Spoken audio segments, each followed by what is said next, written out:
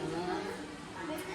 Pada pagi hari ini kita akan melakukan kegiatan pra-observasi. Kegiatan yang dilakukan sebelum observasi.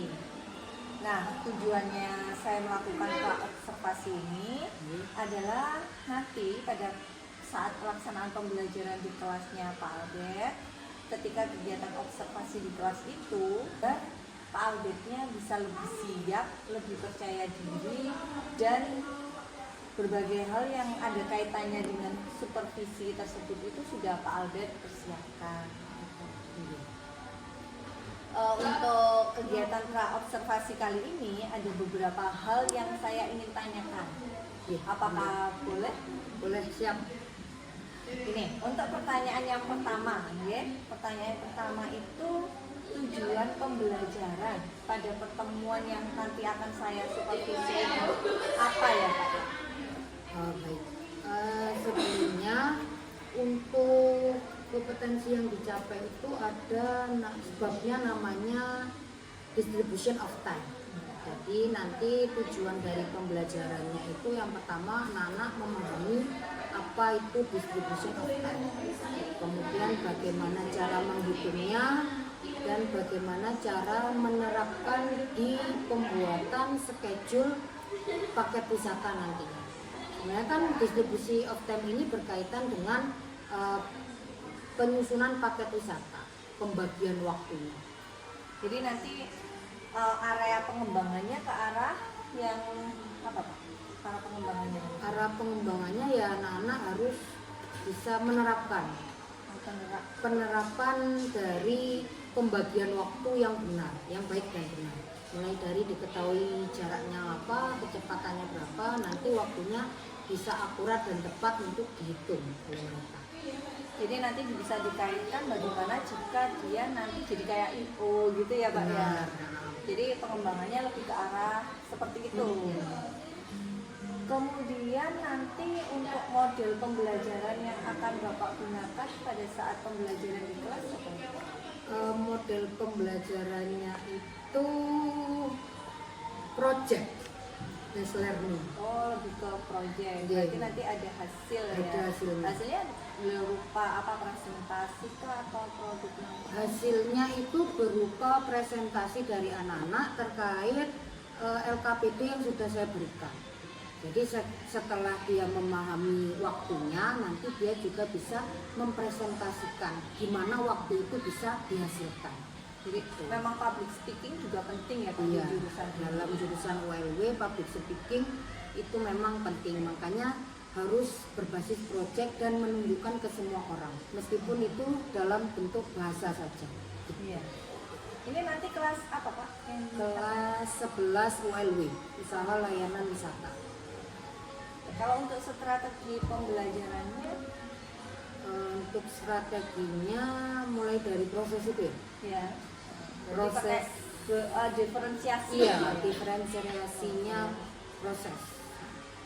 Atas dasar apa namanya kemampuan siswa atau bukan? Nanti saya kelompokkan berdasarkan gaya belajar. Oh, nanti gaya belajarnya nanti dipengaruhi oleh hasilnya. Ketika anak-anak yang visual nanti mempresentasikannya bisa menggunakan dengan hal-hal yang mendukung itu. Jadi nggak pakem hasilnya harus berbentuk LKPD itu enggak. Nanti PowerPoint-nya bisa sesuai dengan gaya belajar mereka. Berarti nanti diferensiasinya diferensiasi proses dan produk. Iya. Hasil presentasi. Iya. Kemudian nanti untuk evaluasi atau penilaiannya Pak Albert lakukan dengan bagaimana? Asesmen nanti ada asesmen proses, jadi saat mereka ini proses pengerjaan LKPD itu, kemudian nanti ada penilaian tulis dari hasil presentasinya. Nanti ada rubrik penilaian mulai dari speakingnya, gerak-geriknya, sama sikapnya, sama tata bahasa yang saat mereka mempresentasikan distribution of time. Tadi kelas sasarannya kan kelas 11 ULW ya Pak ya. Untuk harinya kalau kelas 11 ULW itu di hari Jumat 4 JP. 4 JP. Nanti saya akan masuk ke kelasnya Pak Albert. Semoga nanti pada saat supervisi berjalan dengan lancar dipanggil. Semangat ya Pak Albert. Pra observasinya sudah selesai, tinggal nanti saya observasi dan juga nanti akan saya lakukan pasca observasi. Siap. Terima kasih. Assalamualaikum warahmatullahi wabarakatuh. Waalaikumsalam warahmatullahi wabarakatuh.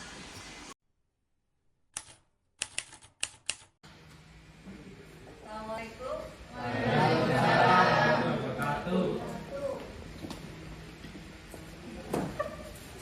Assalamualaikum warahmatullahi wabarakatuh. Kelas 11 ULW ya? Bagaimana kabarnya anak-anak? Baik. Alhamdulillah. Oke, hari ini pelajarannya Pak Albert yaitu perencanaan dan pengelolaan perjalanan wisata. Sebelum kita melanjutkan pelajaran, Pak Albert mau mengabsen dulu. Dion, Eka, Eva, Desti, Intan, masuk Tan? Alhamdulillah. Iwan? Oh iya, Iwan izin ya, tadi sudah izin sama Pak Albert. Mariska? Ega? Dio? Rizky? Silvi? Tiara? Vanes? Hilda? Davino. Davino izin juga ya, tadi orang tuanya telepon Pak Al. Oke. Baik anak-anak, mari kita lanjutkan subbab kemarin ya. Kemarin kita sudah belajar terkait komponen produk dalam pembuatan paket wisata. Jadi komponen produknya itu terdiri dari aksesibilitas, amenitas, sama atraksi. Nah, sekarang kita akan melanjutkan ke subbab berikutnya. Yang pertama yaitu ada namanya distribution of time. Ya. Ini ada namanya distribution of time. Apa distribution of time? Pembagian waktu.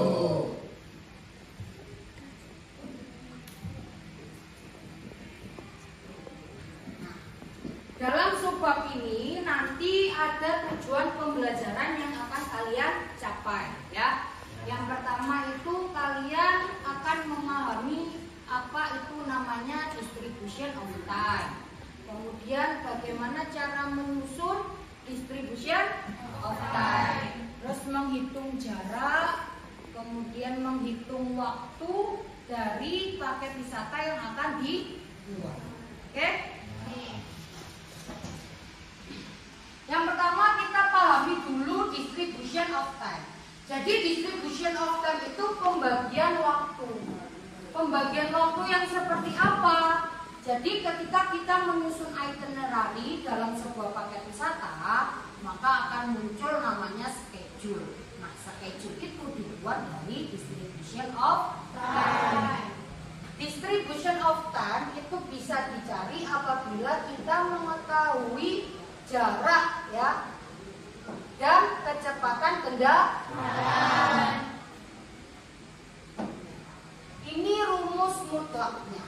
Jadi kalau kita mencari waktunya itu ada rumus jarak dibagi kecepatan. Nah, contohnya sebuah tour and travel akan mengunjungi. Saatnya jam ke-6 dimulai. It's time to begin the shift lesson. Kan mengunjungi daya tarik wisata. Misalnya daya tarik wisata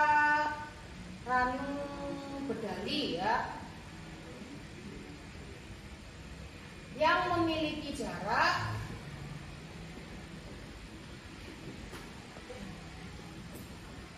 dari Hotel DM 60 km dengan kecepatan bus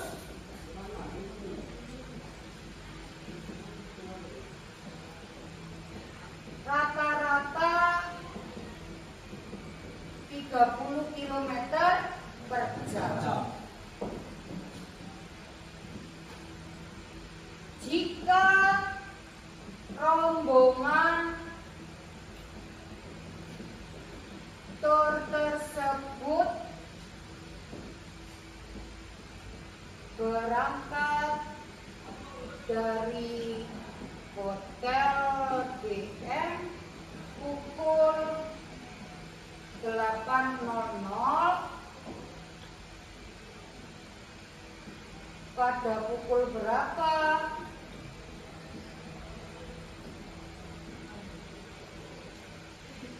akan tiba di DTW Ranu Betawi.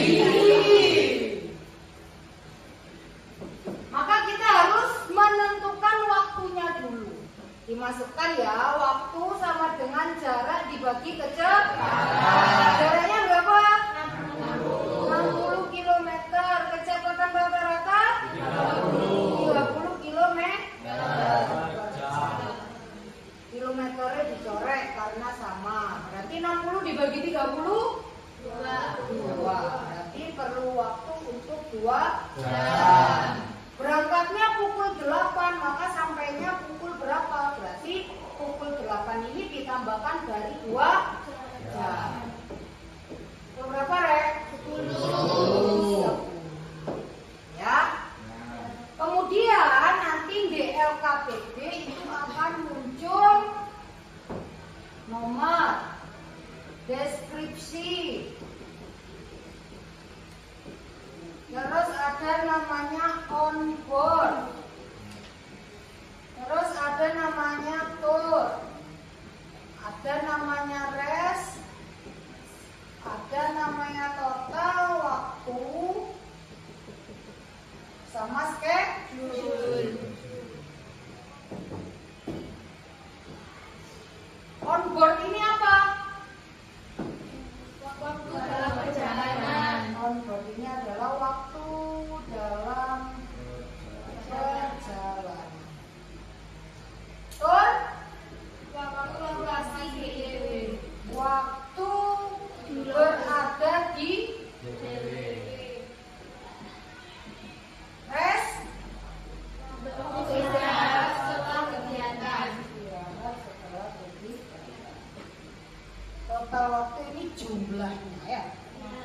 Terus schedule ini menunjukkan waktu ya. Nah ini kita isi saja. Berarti dari Hotel DM ke Ranu Betawi, on boardnya berapa? Berapa jam? 2 jam. 2 jam berapa menit? 120 menit. Misalnya di tournya di lokasi itu cuma 1 jam, berarti ditulis 60 menit. Kemudian rest itu setelah kita melakukan kegiatan tour. Misalnya kalau di Ranu Betawi 60 menit, dikasih waktu istirahat 5 menit, itu ditaruh di rest. Ya, misalnya restnya 5 menit. Nah ini baru di total ya. 120 tambah 60 180 tambah 5 menit berarti 185 menit.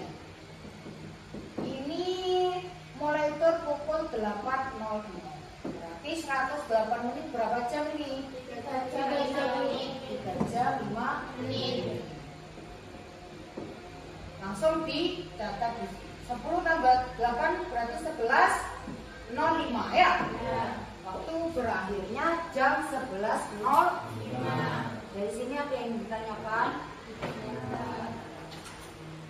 Ya.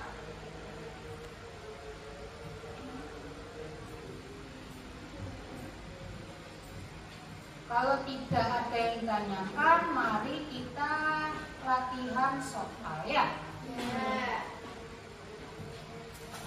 Latihan soalnya kalian kerjakan individu di LKPD ya. LKPD-nya sudah Pak Albert share di WA, oke? Minta tolong dudukkan.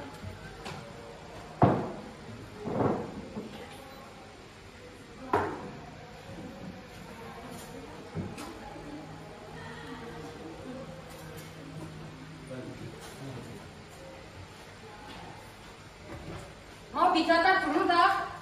Ya. Silakan dicatat.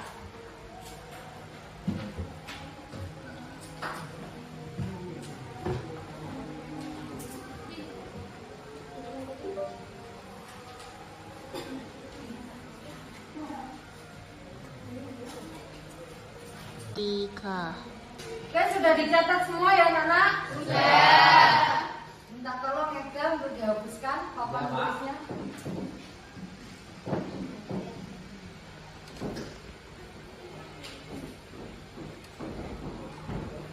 Jadi dalam membuat distribution of time ini yang dibutuhkan itu adalah ketelitian ya. Jadi kalian harus tahu jarak dan kecepatan yang diketahui di dalam soal.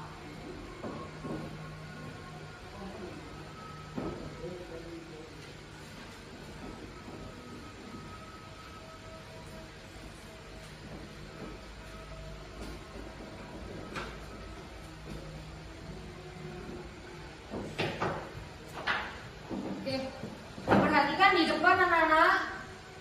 Ini adalah contoh soal, latihan soalnya ya. Ini dikerjakan di LKPD yang sudah Pak Albert share di grup WA ya. Kalian tentukan berapa jaraknya, berapa waktunya menyusun DOT-nya ya. Ini misalnya ini tour ini direncanakan mengunjungi Keraton Jogja, Tebing Breksi, Candi Borobudur dan wisata belanja di Malioboro. Waktu yang ditempuh sebagai berikut. Jarak hotel ke Malioboro 39 km. Kemudian jarak Borobudur ke Tebing Breksi ada 53 km. Tebing Breksi ke Keraton Jogja ada 19 km. Keraton Jogja ke Malioboro ada 3 km. Kemudian kegiatan tur masing-masing daya tarik wisata ini selama 60 menit. Jadi lamanya di DTW itu cuma 1 jam. Ya. Kemudian kecepatan kendaraan itu rata-rata 45 km per jam. Dan diberikan waktu istirahat setelah tur yaitu 10 menit. Jadi onboardnya kalian cari berdasarkan ini jaraknya 39 dan kecepatannya 45 km per jam. Ini KM. Terus turnya itu sudah ditentukan 60 menit. Kemudian restnya sudah ditentukan selama 10 menit. Dan ini kalian buat di LKPD yang tadi Pak Albert tuliskan. Filenya sudah dikirim di WA. Dimasukkan saja hasil perhitungan kalian.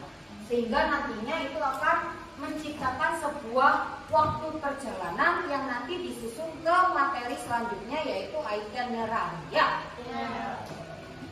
Silakan dikerjakan masing-masing satu orang satu sesuai LKPD. Mana Rek bisa? Bisa. Coba lihat punyanya Cahya.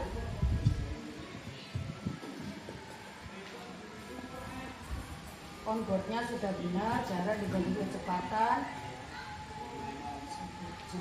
Tinggal dipindah di LKPD ya. Oke Nana, sepertinya waktunya Pak Albert kurang 15 menitan lagi.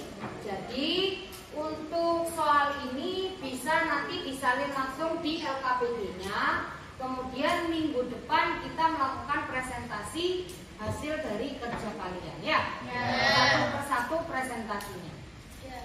Kemudian untuk subbab dari distribution of time ada yang ditanyakan dari anak-anak semuanya? Tidak. Jadi kita refleksi sebentar ya. Bahwasanya distribution of time itu intinya adalah pembagian waktu. Pembagian waktu dalam membuat schedule perjalanan wisata. Intinya seperti itu. Manfaatnya apa? Agar nanti kita tidak timpang tindih antara schedule satu dan schedule lainnya. Ya. Selain itu, nanti distribution of time ini mengacunya pada subbab berikutnya, itinerary. Ya. Kalau kita sudah paham membuat distribution of time-nya, nanti membuat item atau rundown perjalanan itu akan lebih mudah karena kita sudah tahu bagaimana mendistribusikan waktu. Ya.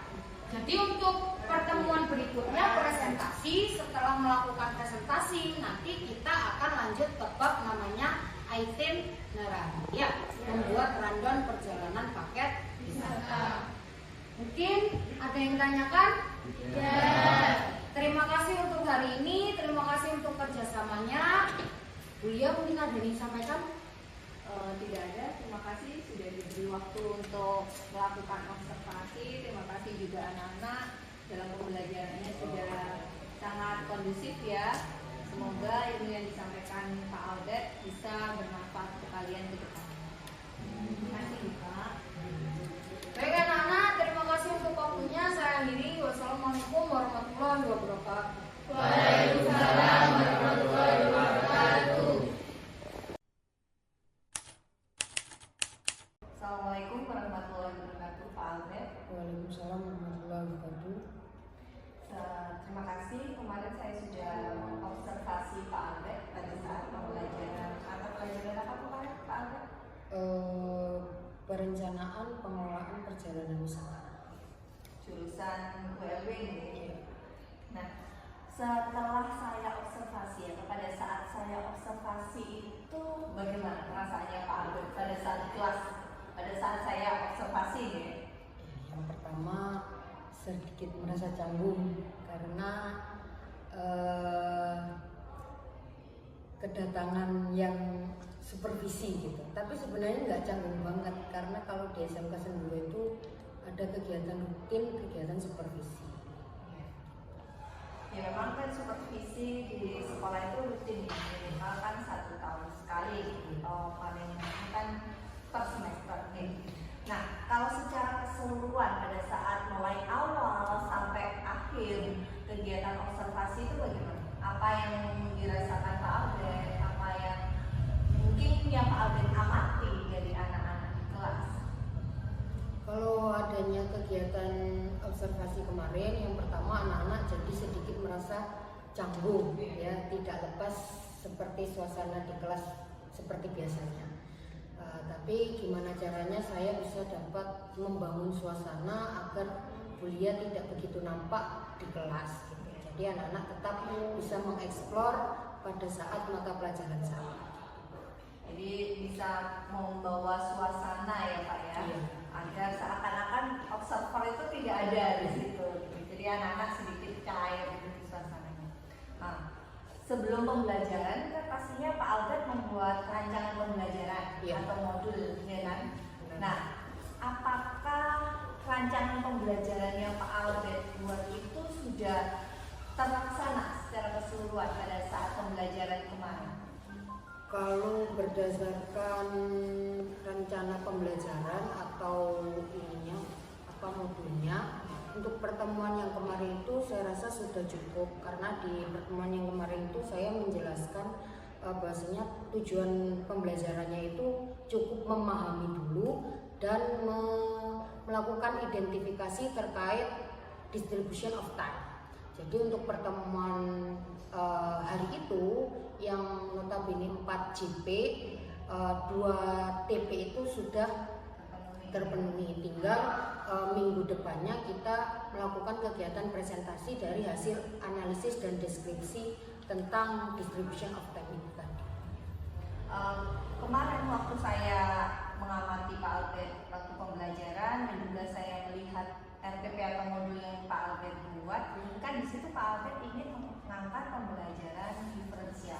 Ya.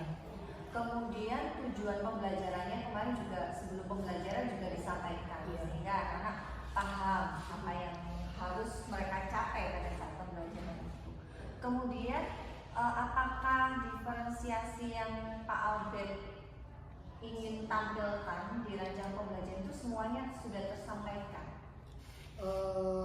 Kalau untuk pertemuan yang kemarin sudah tersampaikan, yaitu diferensiasi tentang prosesnya. Untuk minggu depan kita juga diferensiasinya tentang hasilnya gitu. Kalau kemarin prosesnya itu saya membuat diferensiasi bahwasanya mengerjakan distribution of time itu pakemnya seperti ini, tapi cara pengerjaannya bebas sesuai dengan kemampuan minatnya dan itunya dan kreativitas Iya. anak-anak ya.